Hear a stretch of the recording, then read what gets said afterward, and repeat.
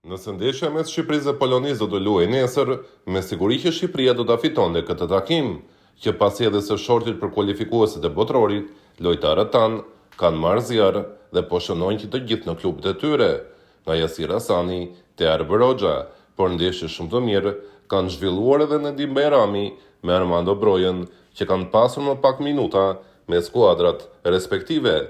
Të gjithë po shënojnë përpara këtij takimi kaq të rëndësishëm, të paktën edhe në shortit, pasi ka ende shumë kohë për të zhvilluar ai takim që do të luhet në muajin mars. Por jo vetëm këta futbollistë, gjithashtu edhe Ernest Muçi ka gjetur veten. Lojtari i Shqipërisë ka realizuar një gol të çmendur në takimin mes Başakşehir dhe Trabzonsporit, e mbyllur në shifrat 3-4. Ernest Muçi, i hedhur në fushë në minutën e 77, shënoi një gol të bukur, teksa i gjendur në zonë pas pasimit të shokut të ekipit, dërgoi topin në rrjet, duke i dërguar shifrat në 2-3.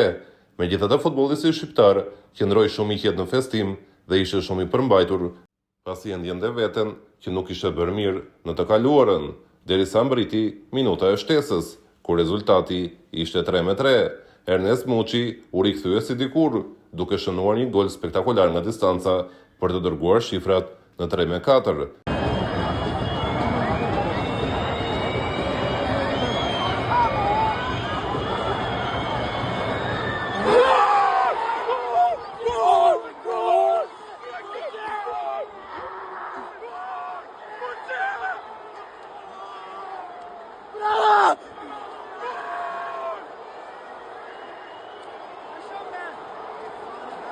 I menjëhershëm ishte festimi, po aq i çmendur dhe shpërthyes sa goli i tij, ndërsa edhe trajneri nuk mund ta përmande më veten. Trajneri i Trabzonsporit i ka besuar gjithmonë shumë Ernest Muçit dhe është gjykuar shumë në Turqi se përse aktivizon shqiptarin, pasi sipas tifozëve nuk ishte bërë asgjë të veçantë. Por ndeshja e sotme ishte pikërisht përgjigje e saktë. Ajo tregoi se përse ky trajner po i besonte gjithmonë Ernest Muçit, nuk mund të përbaja dot veten nga gëzimi për golat e Ernest Muçit, tha trajneri menjëherë pas përfundimit të takimit ndaj Başakşehirit.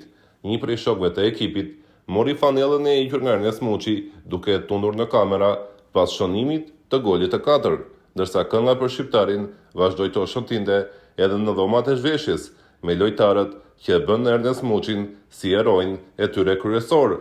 Një tjetër shkëndi se Ernest Muçi është aty dhe talenti i tij është aty, megjithse për fatin e keq, lojtari nuk e ka zhvilluar në potencial të jashtëzakonshëm, duke pasur shumë luatje gjatë gjithë rrugëtimit të tij.